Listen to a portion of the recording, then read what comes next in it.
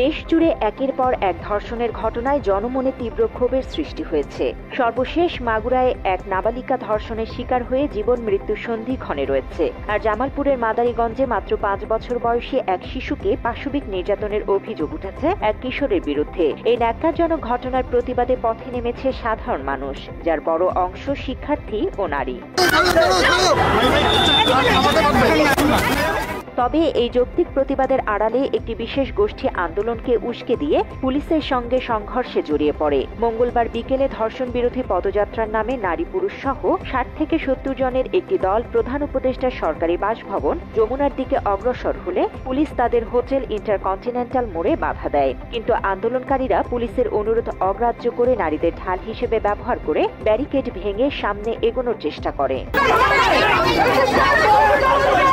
দায়িত্বশীল পুলিশ সদস্যরা বিক্ষোভকারীদের শান্তিপূর্ণভাবে সরে যেতে অনুরোধ করলেও তারা উল্টো পুলিশের উপর চড়াও হয়। এ সময় বিক্ষোভে অংশ নেয়া নারীদের নখের আঁচড়ে বেশ কয়েকজন পুলিশ সদস্য আহত হন। এক পর্যায়ে উত্তেজিত হয়ে তারা পুলিশের সঙ্গে ধস্তাধস্তিতে লিপ্ত হয় এবং অতর্কিত ইট পাটকেল নিক্ষেপ করে। হামলায় রমনা জোনের সহকারী কমিশনার আব্দুল্লাহ আল মামুন গুরুতর আহত হন। এছাড়া উপ পুলিশ কমিশনার মোহাম্মদ মাসুদ আলম, 2 নারী পুলিশ সদস্য এবং 3 জন পুরুষ কনস্টেবল আহত হন। মাত্র 30% টাকায় জমির মালিক হয়ে নতুন বাংলাদেশের গড়ে তোলার স্বপ্ন দেখা বাংলা বসতি। এই হামলার নেতৃত্বে ছিলেন 2013 সালের গণজাগরণ মঞ্চের নেত্রী শাহবাগী লাকি আক্তার, যাকে নিয়ে নানা বিতর্ক রয়েছে। অনেকেই অভিযোগ তুলছেন যে লাকি আক্তার আওয়ামী সরকারের এজেন্ডা বাস্তবায়নে কাজ করেছেন এবং দেশের ফ্যাসিবাদী শাসন ব্যবস্থাকে আরও শক্তিশালী করতে ভূমিকা রেখেছেন। এখন আবার সুযোগ পেয়ে দেশে অস্থিতিশীল পরিস্থিতি সৃষ্টি করতে যাচ্ছেন।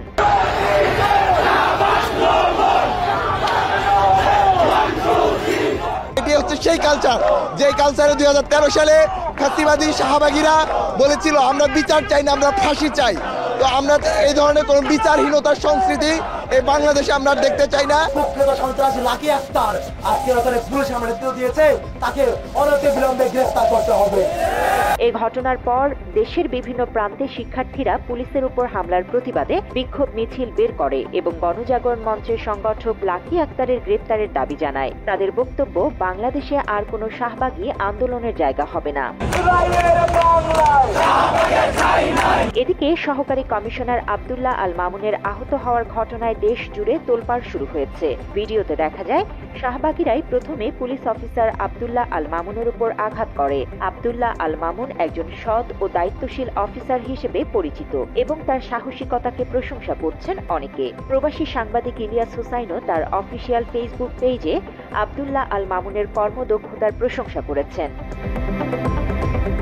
এই ঘটনায় নিন্দা জানিয়ে পুলিশের পক্ষ থেকে বলা হয়, কিছু স্বার্থান্বেষী গোষ্ঠী পরিকল্পিতভাবে তাদের উপর হামলা চালিয়ে পরিস্থিতি অস্থিতিশীল করার চেষ্টা করছে। জান্নাতুল ফেরদৌস তমা, বাংলা এডিশন।